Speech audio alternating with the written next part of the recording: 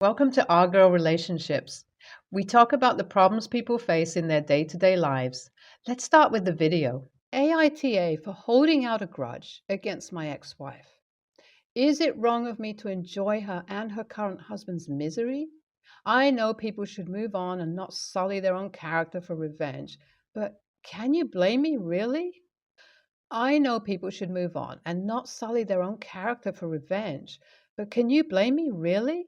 I know the title makes me sound like a jerk, but hear me out and then decide if I was really an a-hole here or was my behavior justified. So I divorced my ex-wife 2 years ago. At that time, we were married for almost 5 years, and our total relationship lasted for about 8 years. We met through a mutual friend from my first job. We were so compatible that we instantly connected, and I was smitten with her. When we started dating, there were a few incidents where she was still looking at her options, and I did think at one point that she could never be held down in a committed relationship. Because of those doubts, I never could bring myself to define our relationship. But all my doubts ended when she proposed to me. That was all the proof I needed of her loyalty. We got married pretty soon after getting engaged. In all our married life, I never once thought of doubting her commitments towards me. I completely trusted her and didn't ask any questions when she went out with her guy friends. Thankfully, the friend that was responsible for us meeting was also the one who caught her in a compromised situation with another guy. Although he didn't tell me anything himself, he did force my wife to confess the truth. After I found she was having an affair, I was still ready to forgive her and work it out. But when she came clean, she told me that it was going on for 7 to 8 months, and there have been more guys before him. I was so shocked, I didn't know what to say. One guy I could deal with, but more than once? And on top of that, she didn't sound apologetic at all. I just asked her one question after listening to her. All I wanted to know was if she feels guilty or if she'd make different choices if she could repeat her life. All she said was that that's not the kind of person she is, and she doesn't think she can be happy with only one partner. My blood boiled after hearing that. My trust in her and our marriage was completely broken, and the way I saw her changed. I loathed the sight of her face and the sound of her voice after that. I still can't figure out why she proposed to me in the first place, if she knew that she's not the kind of person who can settle down. We ended up getting a quiet, mutual divorce, and I left her behind. I moved on and was finally able to live my life when I received a call from her last week. When I first saw the unknown number, I wondered who could call me so early in the morning. I haven't even woken up completely. When I picked up, I instantly recognized her voice. I considered hanging up, but for some reason ended up asking her what she's calling me for. She told me that she needs my help really urgently and she would really appreciate it if for one moment I can keep aside my anger and hurt and remember the woman whom I loved.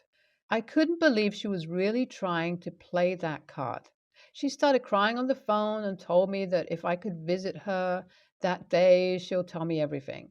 Since her crying made me extremely uncomfortable, I told her to send me the address and I'll be there. I left for her house that afternoon. I knocked on the door and a man opened it. I wondered who he was, but he seemed to know me. He guessed my name and invited me in. Once I went in, I saw pictures of my ex wife marrying this man. My blood boiled at that sight. This woman cheated on me and ended up marrying another man. How much worse can this whole ordeal get? We sat in the living room, and my ex wife joined us pretty soon. She sheepishly said hi. I ignored her greeting and just asked her to get to the point. Now that I was in her house with her in front of my eyes, I didn't know how long I could control myself from bursting out in anger. She then told me she missed me all this time. I was appalled at her saying those words. I looked at her husband, but he seemed to not care at all. That's when I realized how it was for them. They probably have an open relationship or something. I again asked them to get to the point. My ex wife then launched into a story of how she and her husband were investing in different businesses, and that was their main source of income.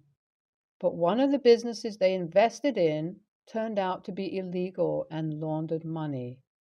They were caught, and a whole investigation was launched against them. Everyone associated with them suffered huge losses. But since the owner was one of her husband's friends, they had the biggest investment and they ended up losing everything they had. They were also charged fine for helping an illegal business set up, and now they have no money left. Then both my ex wife and her husband burst into tears and started begging me to help them. My ex wife told me that she had no one else to go to, and I'm the only one who can help her. She started asking me to help her if I ever loved her. Listening to all this, I was so shocked that I honestly considered just getting up and leaving the place. How can she even ask for such a thing? Has she completely lost her mind? Does she have no shame? I was more upset by the fact that she thought asking me in front of her husband was seriously a better idea than asking me by herself. The whole thing was so ridiculous that I just started laughing at them. I told her she must have been really desperate to ask me for help, the person she cheated on. I told her that I would rather watch her lick the streets than help her. I told her that if she really hates her situation so much, why doesn't she ask one of her many lovers she must be seeing, since she can't have only a single partner? I then told her husband how pathetic he is. Looking right now, if he had any self respect, he would divorce this woman and try to make up for what he did. I then got up and left. I couldn't bear to look at their faces, even for one more second. Now, don't get me wrong, money isn't a problem since I have a well paying job and I also have a good inheritance I got from my father. But why waste that on such pathetic humans? Was I wrong to let them be? Should I have chosen the high road? I don't know if this makes me an a hole, but I really couldn't help but laugh at them. The way I see it, she deserves this hell after what she did to me. So I didn't really think that I'd talk to my ex ever again after the last incident I talked about in my original post. But she called me a few days ago. I was really not in the mood of talking to her, and that's why I ignored all her calls. That night, I was alone at my home just chilling when I received a text from her. She said that she just needs one last chance to explain everything to me, and if I'd give her this chance, she'd never bother me again. I didn't really think there was anything left to explain. I didn't even know if I actually wanted her to explain or give more excuses about anything. But if she keeps her word and doesn't ever bother me again after I listen to her one last time, I could finally end her chapter and never look back. The opportunity was a good one and it felt like a much needed closure.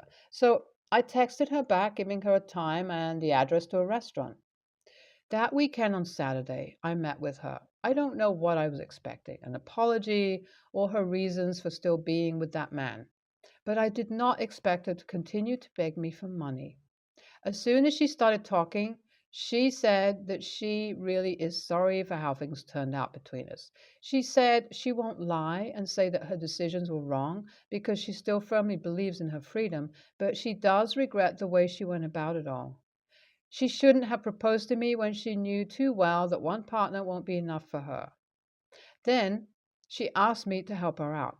She said that she can't change the past and I am not obligated to help her, but if I could just lend her some money, she would make sure to pay me back. She said she'd do anything I want, she'd lose my number, and would leave me alone forever if only I'd help her one last time. She'd even make sure that I get my money back without having to come in contact with her. I was really surprised to hear her say that. I couldn't for any reason figure out why she was being so desperate. And all of this isn't even her problem. I asked her, why isn't she leaving the man? If she just walks away from him, this would all be over and she'd never have to worry about it. And if she really is the same person who never believed in one single partner, leaving a man shouldn't be that hard for her. But she just looked at me and smiled. It was really infuriating to see that expression on her face. After a while, she said that she isn't the same person. She had only been with this one man since her marriage, and she really loved him enough to fully commit to him. I couldn't believe her. It seems like she really has changed. I didn't know what I was thinking when I went to meet her, but one thing was certain. Our meeting and her words only managed to make me more angry. I was getting tired of wasting my energy on her. I wanted to get this over with, so I told her I'd give her the money and there's no need for her to pay me back since I considered this money as payment for her to leave me alone.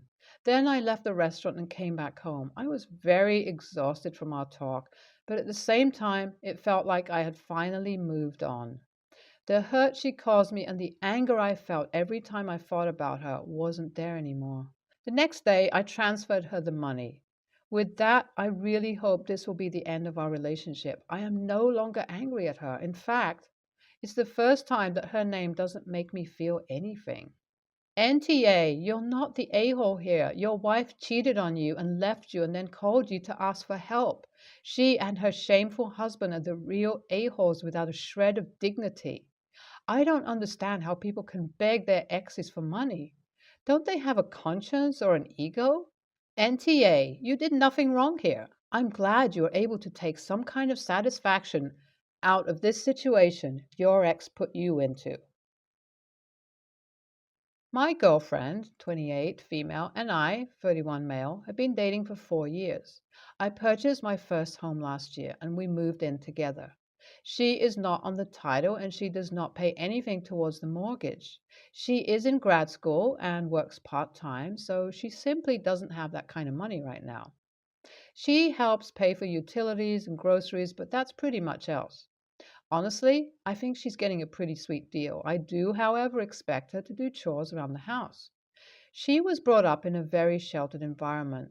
She's the youngest of four siblings, and, in my opinion, her parents babied the crap out of her. Her dad, in particular, did everything for her. When we first started dating, she was still taking her car to him so that he could bring it in for oil changes. Since she's moved in with me, there's definitely been a learning curve.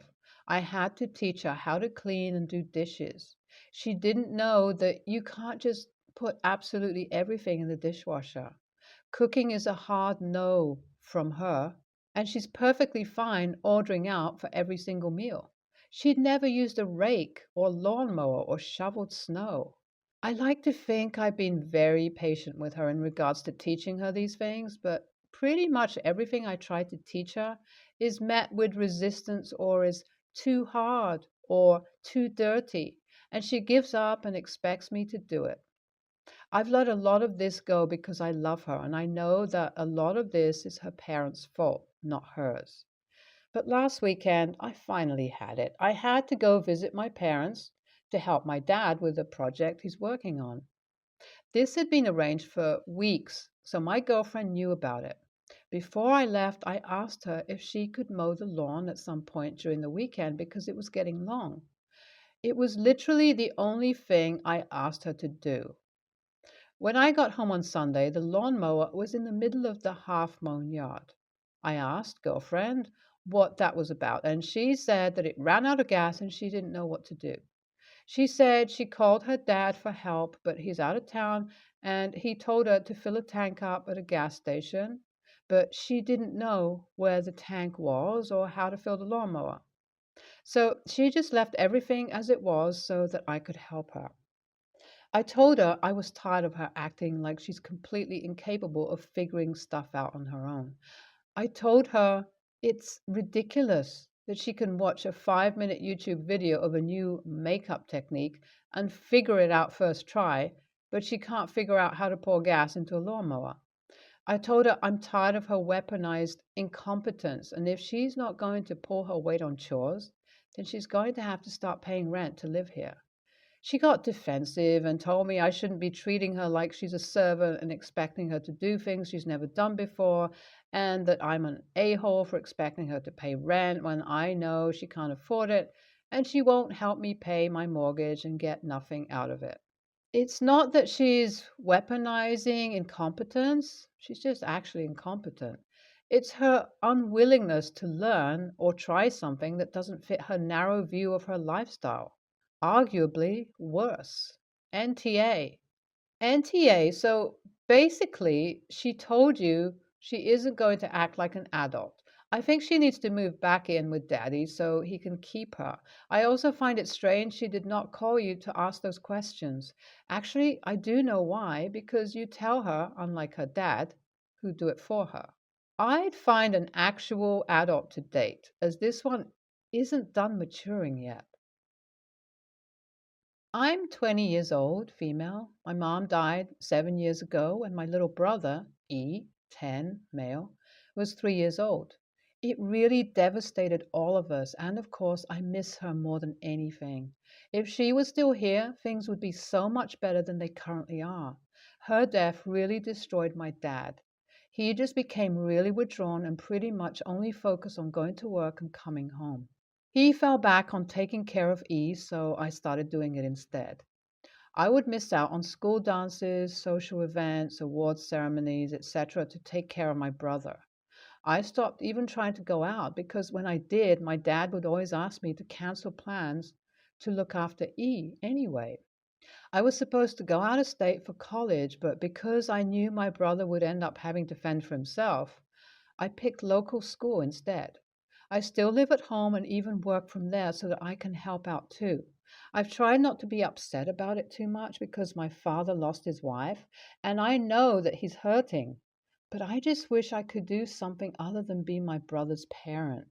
School started up again for my brother recently, and while I was making dinner, he took a flyer out of his backpack and gave it to me. It was a notice about a meet the teacher night. He was telling me all about the other details of it when our dad walked in the kitchen and asked what was going on. My little brother kind of dismissed him and told him it was just between the two of us, but maybe he'd talk to him about it later. The topic was switched after that, and my brother didn't bring it up again before he went to bed, so I didn't really think anything else of it. We did the whole teacher night thing, which I informed my dad of via text. And when we got back home, my dad sent my brother upstairs because he wanted to talk to me. He told me that I need to tell my brother that I am not the one he should be asking about important school stuff because I'm not his mother and I'm definitely not his parent. He said it was disrespectful of me to even take E to the event in the first place, but especially malicious for me to let my brother continue acting as though I am his mom. The whole thing just pissed me off. I told my dad that it's his fault my brother views me that way to begin with because he clearly wasn't up to doing the job after our mom died, and that the only person he should be upset at is himself for making his grieving daughter take up all of the duties that he fell short on after the death of his wife. I told a friend what happened, and she does think I'm right, but she also thinks it was cruel of me to say it like that to my dad because clearly he's still hurting. Now, I'm not sure if I was being an a-hole. NTA, your dad needed a wake up call. Hopefully, he realizes his mistakes and rectifies what he can, at least with your brother. Your dad owes you a massive apology and needs to take responsibility for the hurt he caused you. NTA, you are 13-year-old child, stepped up and kept the family going because your dad selfishly focused on himself and couldn't be asked to help his children. Sounds like you handled this incredibly well and maturely, but now that your dad has woken up, expect him to continue his selfish behavior, possibly by trying to put a wedge between you and your brother. I'm really sorry you're in this situation. Now that your brother is older and your dad possibly starting to take an interest too, maybe you can start going out and socializing more.